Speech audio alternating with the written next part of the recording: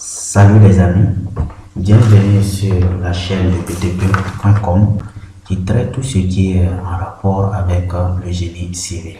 Donc abonnez-vous et likez pour pouvoir en bénéficier de mes nouvelles vidéos. Nous débuterons aujourd'hui avec la leçon numéro 5 qui parle de la modélisation des dalles sur le logiciel robot structural Analysis. Voilà, je suis sur le logiciel comme ça. Ça c'est la modélisation de nos anciennes vidéos. Voilà, donc vous pouvez regarder, chercher ces vidéos et puis voilà, regardez. Maintenant, nous allons commencer par la modélisation de nos dalles. Voilà, les dalles c'est comme les poutres et puis les poteaux. Dans les normes pour les modéliser, on doit les prédimensionner. Voilà, maintenant qui parle de prédimensionnement parle de la détermination de la section. Voilà, on doit déterminer une section de départ, voilà, pour pouvoir les modéliser.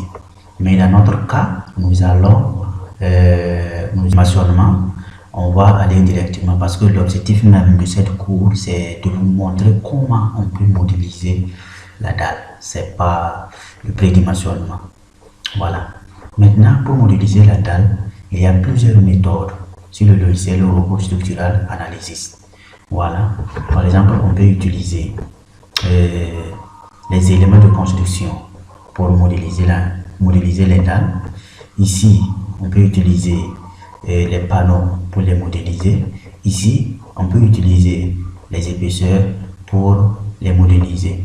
Mais moi, personnellement, j'aime travailler avec l'épaisseur et puis éléments de construction.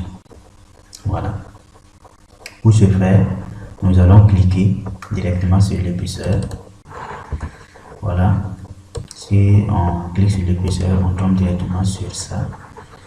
Ce qu'on peut faire, on va cliquer sur définir une nouvelle épaisseur. On clique directement ici. Voilà, si on clique, on tombe sur ça, sur la nouvelle épaisseur. Ici, qu'est-ce qu'on peut faire? On a jusqu'à, bon, je peux dire, on a deux types de dalles. Voilà, on peut faire ça uniforme ou autotrope. Voilà. Maintenant, si on prend uniforme, qu'est-ce qu'on peut faire? Si on prend uniforme, on peut modéliser ça avec les dalles pleines. Et puis, autotrope, on peut modéliser les dalles à corps creux. Voilà. Même uniforme aussi, on peut modéliser les dalles à corps creux. Mais dans notre vidéo, on va se focaliser sur la dalle pleine. Donc, on clique sur uniforme. Voilà, si on clique ça, voilà. Ici, on peut donner un nom à notre dalle. Voilà, par exemple, on va dire ici dalle. Voilà, comme c'est dalle pleine, on va dire dalle pleine. Voilà, on dit dalle pleine. Ici, on peut donner une couleur pour notre dalle. Donc, je vais prendre ça. Voilà, je vais prendre ça. Voilà, ici, on a jusqu'à 3 manières, voilà, pour définir notre dalle. On peut dire, on veut une dalle uniforme. Là, on a une seule hauteur. Par exemple, quelqu'un peut décider de modéliser une dalle variable par 2 points. Par exemple, si je clique ici, vous allez voir, on a jusqu'à 2 hauteurs ici à effectuer. Voilà, ici, on peut prendre 3. Mais dans notre cas, on va prendre uniforme. Voilà, ici, voilà, c'est ici qu'on peut mettre notre épaisseur. On a dit qu'on va pas, au début, on va pas prédimensionner, on va prendre une épaisseur de 20. Voilà, il faut vous rassurer, il faut bien regarder en fait les unités. Ici, les unités sont en centimètres. Donc ici, on met 20 cm. Après ça, qu'est-ce qu'on peut faire ici? On vient ici, il y a la réduction du moment d'inertie. Voilà, ça c'est bon. Ici, paramètre de l'élasticité du sol. On ne doit pas causer ça. Voilà. Mais il y a certains cas où on doit déposer ça. Voilà. C'est lorsque notre dalle repose directement sur le sol. Voilà. Si notre dalle repose directement sur le sol, on doit causer, voilà, le paramètre de l'élasticité du sol. Et dans notre cas, notre dalle ne repose pas sur le sol. Donc, on ne doit pas le cocher. Maintenant, on vient ici, on définit nos matériaux. Si on clique ici, on va voir, il y a un béton, il y a B20, il y a B25 jusqu'à... Mais au début, nous avons décidé de prendre un B25. Donc, on clique là-bas. Voilà, je crois que c'est bon. On va cliquer sur Ajouter. Voilà, si on clique sur Ajouter, on voit qu'il vient directement ici. Voilà, donc maintenant, on peut fermer. Voilà, ici, on ferme. Voilà. Maintenant, on va passer à la modélisation. Pour ce faire, on va venir dans éléments de construction. On clique là-bas et on prend dalle. Voilà. Dalle là, qu'est-ce qu'on peut faire? Ici, ça c'est le numéro. Et ici, les caractéristiques. Qu'est-ce qu'on peut faire ici? Il y a les épaisseurs. Si on rentre dans l'épaisseur, vous allez voir, c'est l'épaisseur qu'on vient de créer avec... qu'on vient de créer ici, c'est ça qui est directement ici. Par exemple, si on avait créé, si on crée deux épaisseurs, on vient ici, on va les trouver ici. Voilà, matériaux, voilà, on a choisi ensemble le matériau ici, c'est ça qu'on voit ici. Voilà, le modèle de calcul, voilà, si on clique là-bas, on peut voir coque, on peut voir plancher, diaphragme souple, plancher, diaphragme rigide, tablier dans une direction, panneau, rideau et puis coque.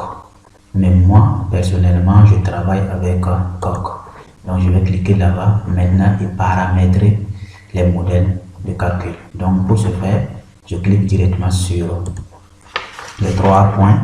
Voilà, je clique les 3 points, je tombe directement sur cette interface. Maintenant, qu'est-ce que je peux faire ici? Je peux donner, je donne un nom. Voilà, je peux dire coque. Je vais dire, non, je vais dire texte. Je vais dire texte. Je vais mettre texte. Voilà. Après ça, on a rigide élastique. Si on prend ça, on a jusqu'à 2 éléments. Il n'y a pas d'élément fini et élément fini de type.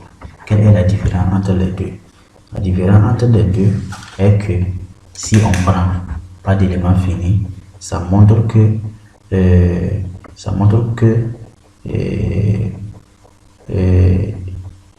le logiciel ne génère pas les éléments finis lors de la création du modèle. Voilà, c'est-à-dire que le robot génère seulement un placage de paramètres des matériaux. Voilà, tandis que les éléments finis de type, si on coche ça, ça montre que le robot génère des éléments finis. Voilà, après la création du modèle. Voilà, après ça, il y a liaison rigide des nœuds pour les planchers. Si on prend ça, on n'a pas de rédigeable et à rédigeable à diaphragme. Par exemple, si on clique ici, on prend souple ou bien on peut prendre total. Par exemple, si je prends total, ça veut dire que tous les degrés de liberté sont bloqués. Voilà. En bas, on a transfert des charges. Voilà. Ici, on a deux. On a analytique, entre parenthèses, élément fini. On a simplifié, entre parenthèses, répartition par surface d'influence. Voilà. On a ici ce que je peux vous dire. On va travailler beaucoup avec ça. Simplifier. Voilà, répartition des charges, on va travailler beaucoup avec ça. Par exemple, on a deux directions. Deux directions, c'est pour les dalles pleines. Voilà, si on clique, on a dans une direction. Ça, c'est pour les dalles à corps creux. Voilà. Mais dans notre cas, on travaille avec une dalle pleine. Donc, ce qu'on va faire, en conclusion, ce que vous pouvez retenir dès que pour modéliser une dalle au niveau du modèle de calcul du panneau, ça c'est ce que je choisis. Voilà. Et on va prendre élément fini de type. Et puis, comme c'est une dalle pleine, on va prendre dans deux directions. Ça, c'est ce que moi j'aime. J'aime travailler avec ces deux-là. Élément fini de type. Et puis, ça. Voilà. Donc, on va cliquer, ajouter. Voilà. Ajouter, fermer. Voilà. Voici ça ici. Voilà. Maintenant, on est ici. On a jusqu'à, je peux dire même 3 manières pour modéliser. On peut prendre contour, on peut prendre rectangle, on peut prendre cercle.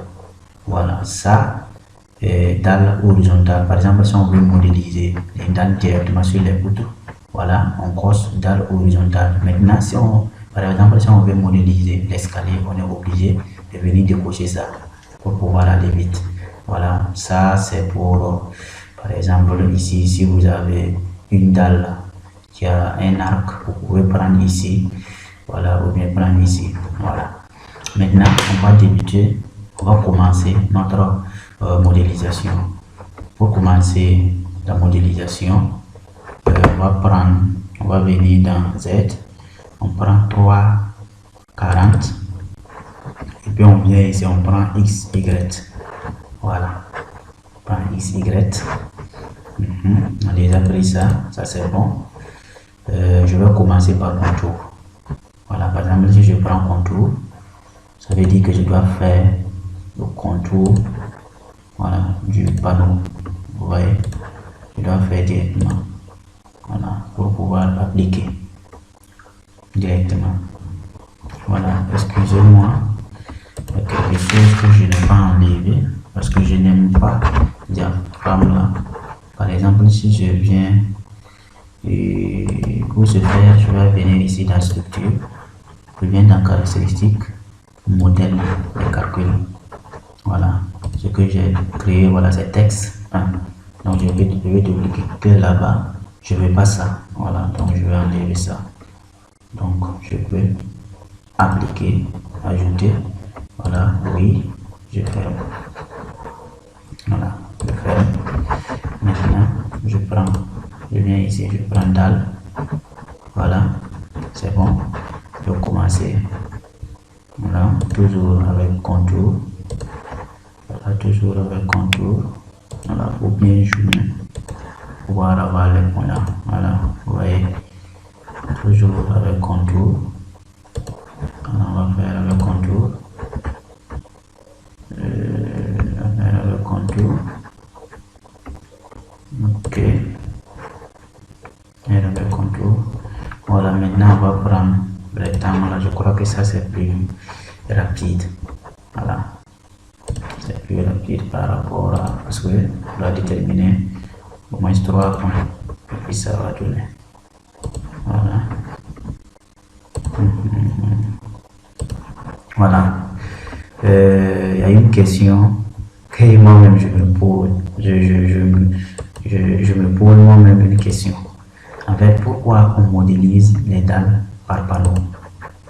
Voilà, pourquoi pas prendre directement dans la modéliser directement ici, comme ça. Ça veut dire faire le tour là-bas. Voilà. Selon vous, pourquoi on ne va pas le faire?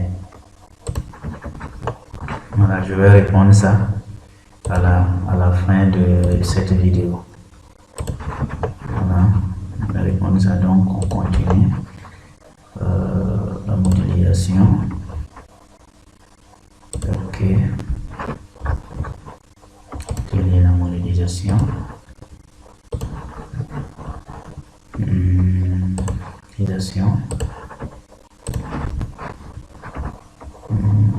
Modélisation. Voilà.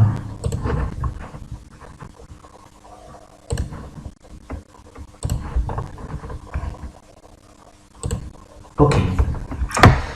Voilà. La modélisation vient de terminer. Voilà, maintenant pour répondre à la question, pourquoi on ne peut pas prendre la dalle modélisée directement, voilà, au lieu de faire par panneau, pourquoi on ne peut pas faire ça directement? Selon moi, en fait, C'est pour pouvoir éviter même la déformation de la dalle. C'est-à-dire, c'est pour pouvoir éviter même, c'est pour pouvoir réduire en quelque sorte la flèche. Nous tous on sait que si la flèche est tellement conséquente, ça sera difficile avec la dalle de tenir dans le temps. Voilà, ça c'est ma réponse.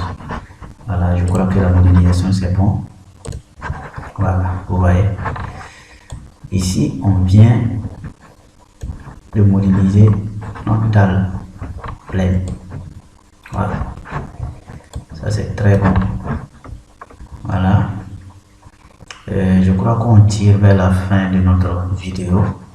Voilà, pour cela, je vous dis merci et à bientôt.